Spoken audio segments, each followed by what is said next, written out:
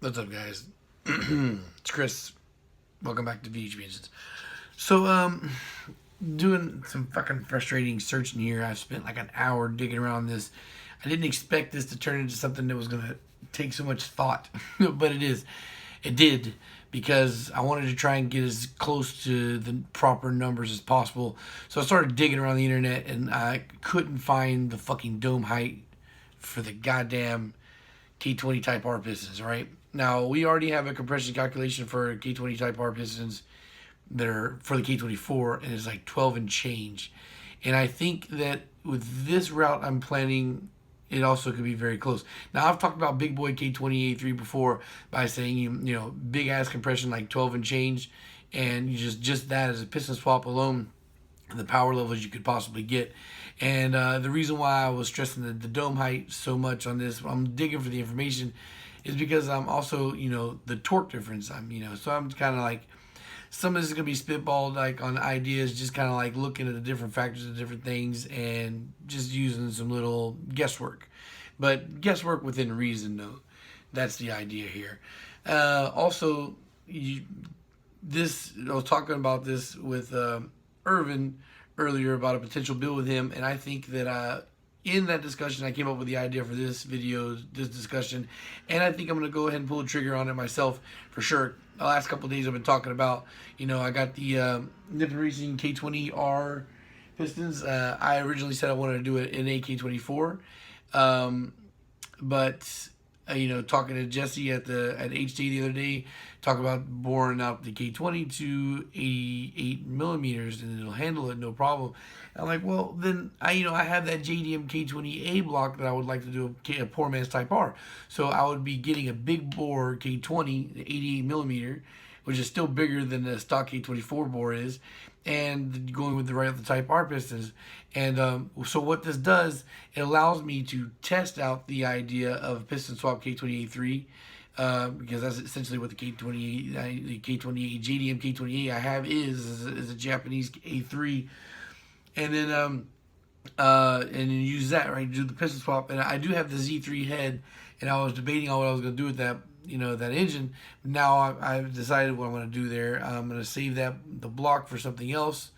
I do believe, I have a healthy Z3 crank, so that block can be used for something else. And I will go ahead and overbore that K20A I have, and use the R pistons, use the K20A3 crank and rods. All right, so those are my super budget rotating assembly, because I don't use them for anything. Every once in a while I'll put together like the K20A2 pistons rod swap, and that doesn't seem to be pretty popular at the moment. Hopefully I can change that with doing what I'm doing here. I have a poor man's A2, which is the A2 pistons on a K20A3 rotating assembly in the car that's going to Blake. Or no, I don't. I'm lying. It's an actual A2 block. Shit, I'm lying. It's an A2 block with an A3 head. So, it's going to see what happens there. And then I will go ahead and save my K24, because both the K24 that I have are the bigger rods. So, bigger rods and pistons, so I could use those for a better build. And because I'm going to stay in I think it would be kind of a waste to use those rods when I'm pretty confident the K20A3 rods are going to get me where I want. I've always said before that I wouldn't really like to take the K20A3 rods over 300 horsepower. I still stand by that from the size of the rods. I think they are an improvement over the single cams, simply because of the design of the rod bolts. But it's still, despite the fact that every once in a while you hear somebody with a success story of A3 rods at 400 horsepower, I don't personally trust it. But because we're staying in I think that 300 horsepower would be the most I'd see out of it, and that would be if I used a 4-piston head package, which I don't think is going to be done for this particular build. I think I will save that for an NAK24. But in the meantime, crunching numbers and looking at what to expect from an A3 block bored out using these big boy 80 millimeter Type R pistons. Now I couldn't find the exact dome height, so I couldn't get the proper calculation for, what was this shit called, compression. But I have a good guess. Why? Because using the compression calculator to use the compression of the K20A2 pistons, and a K20 block bored out to 86 millimeter, and it goes from 11-to-1 compression to 11-4-to-1. So if we're going 11-4-to-1 just from an overbore and a Type R pistons give 11-5-1 with a stock bore, then I would say it's right around a cut hair off of being 12-to-1 compression.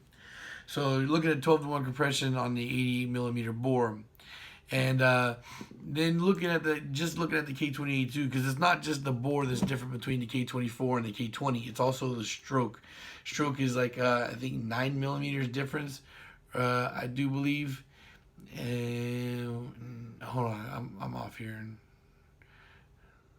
13 millimeters is a 13 millimeter difference. So there is that to equate for. But if you look at the K24A2 torque versus like the K20A Type R torque, it's like the K20A Type R torque has 152 foot-pounds at its best, the best version, and then the K24 has 171. But we're talking about like 17, and then we're talking about like a 20 horsepower difference between the engines. Like the K24 has less horsepower, like 20 horsepower less, but has 20 foot-pounds torque more. But balancing out, I think, or giving that bump from displacement, I think it's safe to say that you're going to see at least increase in 10 foot-pounds of torque over what you would see from the stock K28. So I think you get a nice balance out if you're going to do this with the K20. If you're going to use the K20 and there's a real VTEC head, then I would expect 230 something horsepower and 260 foot-pounds of torque, right around that area. And we're talking about that's just just a piston swap and an overbore.